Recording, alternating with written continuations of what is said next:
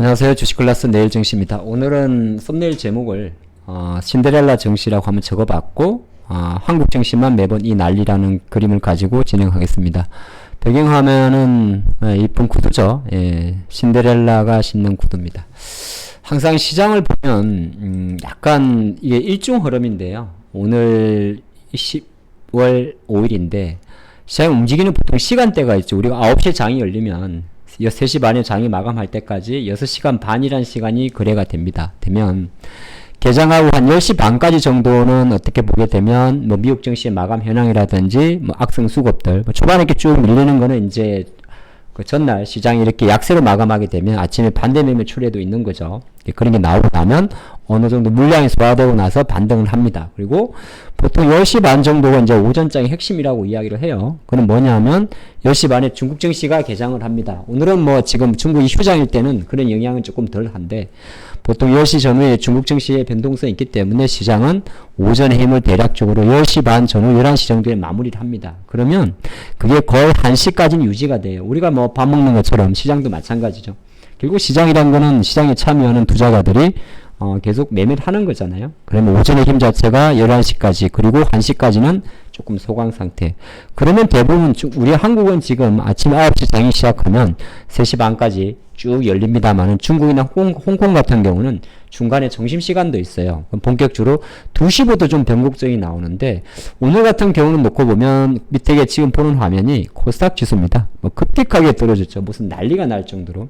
이런 거는 사람이 판다고 말하기는 조금 뭐하고요. 시스템적으로 물량이 나왔다 그리 보는 거고 시장에는 어떤 이 정도의 변동성 우리가 말할 때 뭐 이런 변동성 장 초반에 나오는 변동성은 미국 증시와 예를 들어서 또는 아침에 뭐 악성 수급에 의한 변동성이다 보는 거고 11시까지 이렇게 1시까지 견조하다가 2시 전후에 나오는 변동성은 장중에 나오는 돌발 악재라든지 아니면은 악성 루머에 따라 이렇게 많이 움직입니다.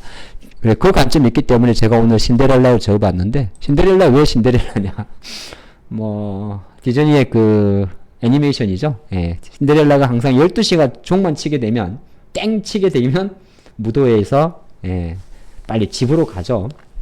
그러다가 이제 신발이 벗겨져서 왕자님을 만나는 스토리 아니겠습니까? 이거 약간 어그로인데 항상 정시는 보통 오후장 같은 경우는 정시 변곡의 시간을 함께 말씀드리는 거예요. 2시 전후의 변동성 여러 가지 있는데 뭐 추정할 수 있는 건 장이 불안하기 때문에 여전히 반대 매매 가능성도 내려둡니다. 우리가 증권사에서 사용하고 있는 이제 증거금 같은 경우는 장이 끝나고 나면 종가 기준으로 집계가 돼요. 그러면 그게 이제 결손이 뜨죠. 140% 시종이 넘어가게 되면 반대 매매 잔고가 뜨죠. 그러면 이제 내가 다음날 아침에 시장가로 주문이 들어가죠. 100만 원이 만약에 결손이면 100만 원만큼 계산해가지고 만원짜리 100주 주문 들어가는 게 아니라 100만 원 계산해서 하한가 130만 원치 금액을 계산해서 주문이 들어가죠. 하한가 주문이. 그만큼 시가의 반대 매매 같은 경우는 주문 자체가 되게 본 생각보다 배수로 많이 들어가게 됩니다. 그게 시가 반대 매매고 CFD 같은 경우는 딱 정해져 있지는 않은데 보통 과거는 한 10시 정도에는 좀 반대 매매가 많다고 이야기를 했습니다. 그리고 스탑론 같은 경우는 뭐냐 하면 아시겠지만은 보통 아침에 나오는 반대 매매는 우리가 증권사에서 우리가 신용이라고 해야죠. 이자, 신용 융자고 스탑론은 그러니까 증권사 나오는 반대 매매는 금융기관에서 담보, 한국증권금융이라든지 증권사에서 자기들의 돈을 가지고 고객들에게 대여해준 그 담보 신용을 말하는 거고 스탁론 같은 경우는 약간 저축은행들 돈이라고 이야기를 해요. 그러니까 이 친구들은 또 장중에 바로바로 나옵니다. 증권사는 그래도 장 끝나고 나서 증거금 가지고 승인이 나는데 여기는 그냥 스탁론 기준으로 우리가 말하면 자동 매매 같은 거 손절선 오면 팍 주문 나가는 것처럼 대부분 이제 딱 2시라고 정해져 있지는 않는데 일시적으로 이렇게 중간중간에 많이 하는 게 관례입니다. 조금 물론 계율차는 있어요. 그런 차가 있기 때문에 2시에는 항상 이런 물량도 나올 수가 있긴 있습니다. 근데 오늘 같은 날은 약간은 좀 무색할 정도로 여러 가지 악성 루머가 좀 나왔던 자인 같아요. 시장이 사실 어제 밤에도 잠깐 말씀드렸지만은 요 정도로 밀릴 장은 아니었어요. 왜 그러냐면 물론 아직 완성된 건 아니지만은 미국의 주요 기술주가 오르는 이유는 제가 어제 영상에서 말씀드린 단 하나의 시그널 국채금리의 상승세가 멈칫하는 거거든요. 물론 이 시간에도 다시 반등을 할 수 있습니다만은 멈칫하는 거고 그런 그림에서 원화 환율까지도 공격적인 폭등에서 어저께 멈추는 그림이거든요. 이게 유가 급락은 한편으로는 호재로는 작용하지 않을 수는 있어요. 유가 급락한 이유가 경기 침체라면. 하지만 유가 급락 자체는 뭘 의미하는 거냐면 인플레이션. 그래서 어쨌든 국채금리 상승에는 뭐 채권 수요가 조달이 안 된 것도 있겠지만은 결정적으로는 인플레이션 우려 자체를 완화하게 되면 종국으로 갔을 때는 우리가 다음 주에 발표 확인할 미국의 9월달 CPI는 다시 조금 꺾일 가능성이 있다는 거죠. 그러니까 어떻게 보게 되면 시장의 포절 자체는 약간 자기들 결대로 가고 있습니다. 테슬라가 아무리 인도량이 작게 나와도 테슬라 주가가 테슬라 절대 판매량보다는 이제 어느 정도 테슬라는 벌써 지난 2분기 실적 발표에서 매출 처음 이익률이 20% 밑으로 내려간 게 시장에서 각인이 되어 있어요. 그럼 테슬라의 주가를 앞으로 이끌고는 규모의 경제, 테슬라 플랫폼, 자율주행, 로봇택시, 도저 컴퓨터, 테슬라 충전 슈퍼차저, 플랫폼 이렇게 가는 그림이잖아요. 그 그림으로 이 친구들은 자기의 정석을 가는데 유독 한국 증시만 요렇게 매번 이 난리 이런 거는 여러 가지 투심이 많이 작용한다는 겁니다. 그리고 여전히 시장에 쌓여있는 사실 오늘장 같은 경우는 제가 늘 때 같이 드린 이야기인데 미국이 테슬라나 또는 애플의 기업이 미국 지수 나스닥을 견인한다면 한국 같은 경우는 시가총액 구성상 여전히 삼성전자도 있고 하이닉스도 있겠지만은 반도체 쪽 오늘 나쁘지 않지 않았을까요? 나쁘지 않았죠. 하이닉스도 그렇고 삼바도 그렇고.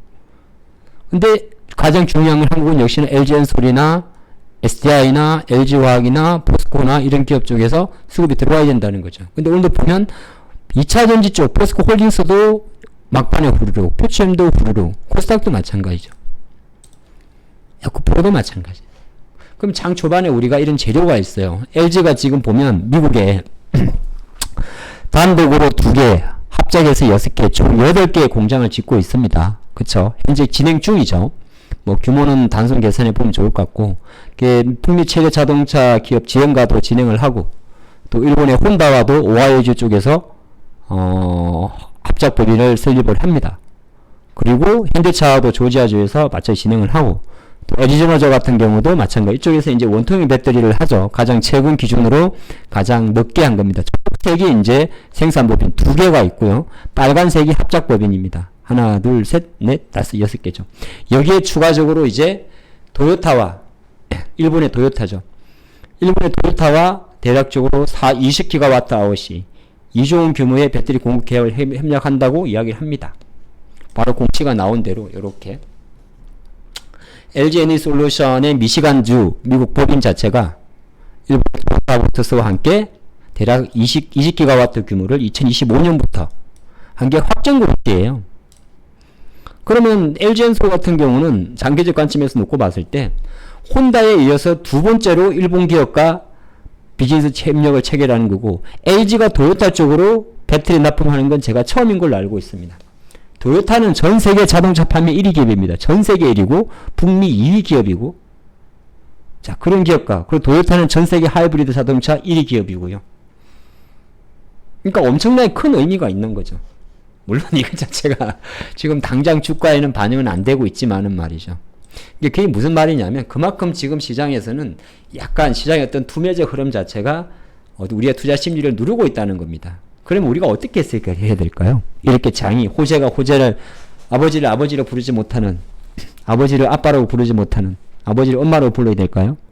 자 그런 관점에서는 사실 지금은 약간 어느 정도 시장이 이렇게 제가 잠깐 말씀드릴 때 이런 이야기를 드리는데 지수가 이렇게 빠지면 이거를 일본식 차트인데 만약에 랭코 차트로 바꿔버리면 이거는 이 파란 선이 빨간 선이 나올 때까지는 바닥이 언젠지를 몰라요. 여전히 파란색이 진행되고 있습니다. 근데 이 랭코 차트의 빨간색은 파란색은 우리가 일본 기준으로 바꿔서 보게 되면 5일선이 회복된 이후에 안착되는 1단계 5일선 회복, 2단계 5일선 안착, 3단계 5일선 플랫으로 가는 과정에서 다 회복이 된다는 겁니다. 그러면 조금 전에도 말씀드렸지만 이런 호재성 재료 같은 경우는 물론 뭐 여러분들이 그럴 수도 있어요. 야 이게 뭐 지금 상해 중요하냐. 당장 3분기 실적도 나쁘다 그러는데 근데 주가라는 게 참 이중잣대의 논리가 있죠. 주가는 현재와 미래와 과거를 모두 반영을 합니다. 그죠? 그러면 LG가 아주 장기적 그림으로 이렇게 캐파를 키우하는 거는 아주 호재. 물론 그래서 상반기 때 60만원이 갔을 수도 있어요. 근데 지금 주가가 빠져 있는 거는 지금 리튬 가격의 하락세, 전기차 판매 둔화, 뭐 복합적이겠죠. 시장 교란, 공매도 세력 강화. 근데 아주 이런 생각이 잠깐 드는 거예요. 시장이 그만큼 지금 이렇게 국채금리라든지 환율이라든지 분명 우리가 바라보는 관점에서 애플이라든지 나스닥이라든지 S&P 물론 바닥이 어딘지는 알 수는 없어요. 근데 이제 앞으로 바라보는 건 그런 거죠. 그러면 좋아. 시장이 이제 정말 나스닥이 다시 13,500선까지 가고 애플의 주가도 180달러까지 와고 엔비디아 주가도 다시 460달러로 가고 자, 테슬라의 주가도 어느새 270달까지 가고 갈 때는 제가 생각할 때는 이 재료는 그대로 고스란히 호재로 작용을 한다는 겁니다. 그래서 오늘 내일 증시에서 드리고 싶은 이야기는 장이 이렇게 흔들려가지고 호재가 되지 않을 때 주가는 빠지더라도 그 호재를 절대 놓치지 않아야 됩니다. 그게 오늘 여러분들과 함께하는 메시지가 될 것 같습니다. 여기까지 하죠.